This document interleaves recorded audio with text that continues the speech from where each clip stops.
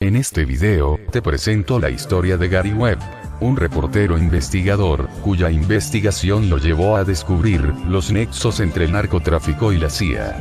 Gary destapó un caso de tráfico y distribución de drogas en Los Ángeles, y el apoyo de la CIA a la contra nicaragüense en los años 80. Te presentaré el testimonio del verdadero Gary Webb, quien explica la situación a la que fue expuesto por intentar exponer el caso a la luz pública, mostrándote una vez más cómo los medios masivos de comunicación realizan poderosas alianzas para apoyar agendas muy negativas, ya sea por parte de las corporaciones o de los gobiernos, para así mantener cegada y engañada a la población, en la cual sustentan su poder.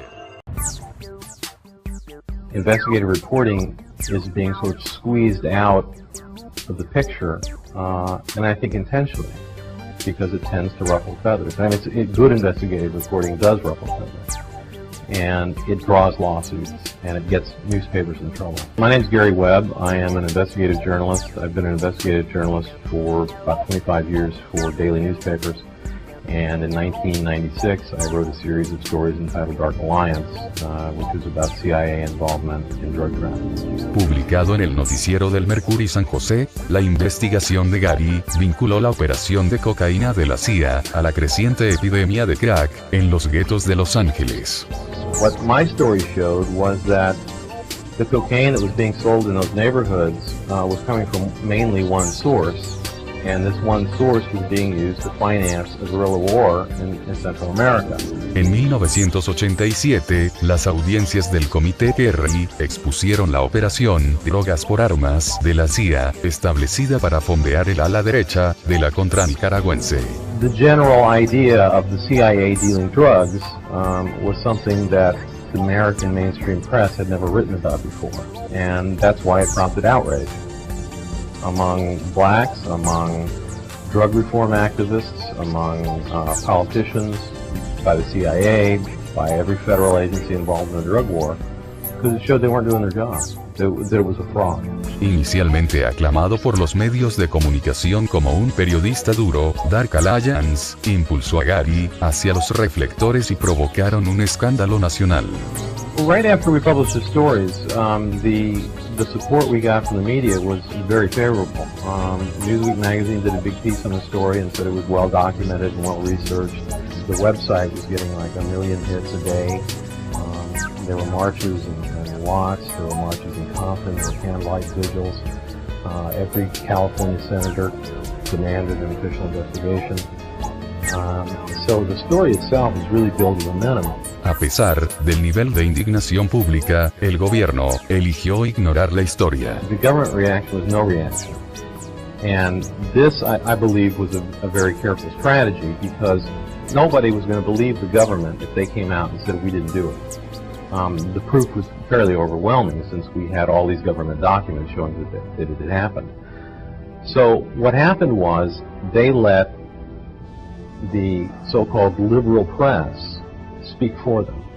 And they had the national security reporters at the Washington Post, who coincidentally used to work for the CIA, write stories saying, it doesn't mean anything. En octubre del 96, el Washington Post publicó una historia que en esencia consideraba una exageración la severidad en los argumentos de Gary, afirmando que él no podía probar los lazos directos de la epidemia del crack y tampoco las sumas exactas otorgadas a los contras. It was a distraction from what the story said, and it became sort of a media war between the Mercury News, which stood behind the story at that point, and the rest of the establishment media, who wanted us to back away from it. And part of that reason was because these major newspapers had written about this issue back in the 1980s, but had written about it very dismissively, as if this is nonsense, it doesn't happen, it never happened. And then 10 years later, we came back with documentation showing that it was absolutely true, and that it was worse than we thought. We had gotten the story out around them, and we had gotten it out in a big way that they couldn't control, and that was through the internet. And I think a lot of this was directed to the Mercury News to say, we don't care what documentation you have, we don't care what kind of story you've got. We set the national news agenda. And if we don't like your story, we will kill your story regardless of its truth. Incapaz de detener la ola de presión de la prensa mediática, los editores de Gary retiraron su apoyo y publicaron una disculpa por la forma en que fue manejada la historia. The media rejoiced when this came out because it meant they had won. They had forced the newspaper to back away from a story that was true, simply because of this barrage of criticism, of mindless criticism, essentially, that really took its toll on the editors of the newspaper. And they were being seen as sort of outcasts from the club.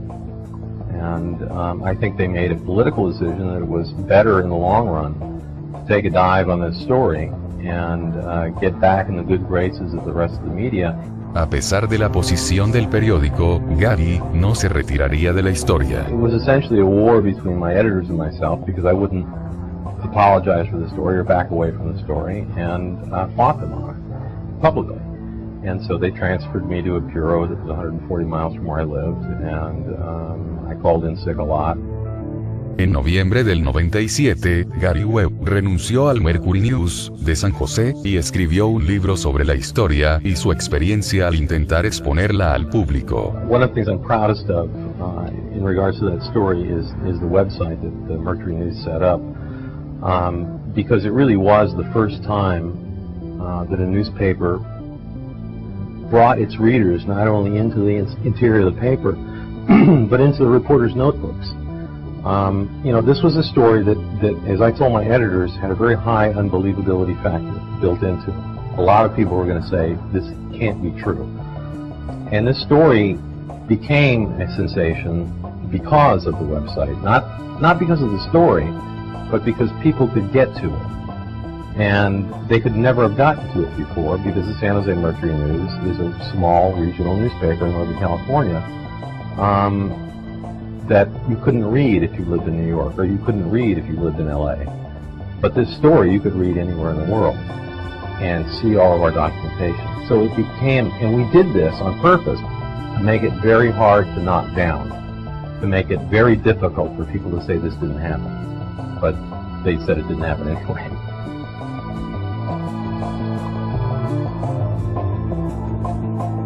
El 10 de diciembre del 2004, Gary Webb fue encontrado muerto en su domicilio, con 2 proyectiles de revólver de calibre 38 en la cabeza. A pesar de que los 2 tiros fatales que habían entrado a través de la parte posterior de su cabeza era inusual, la policía determinó que fue suicidio.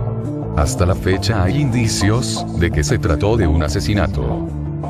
Ahora, cabe preguntarse, ¿quién controla realmente el negocio del narcotráfico a nivel mundial?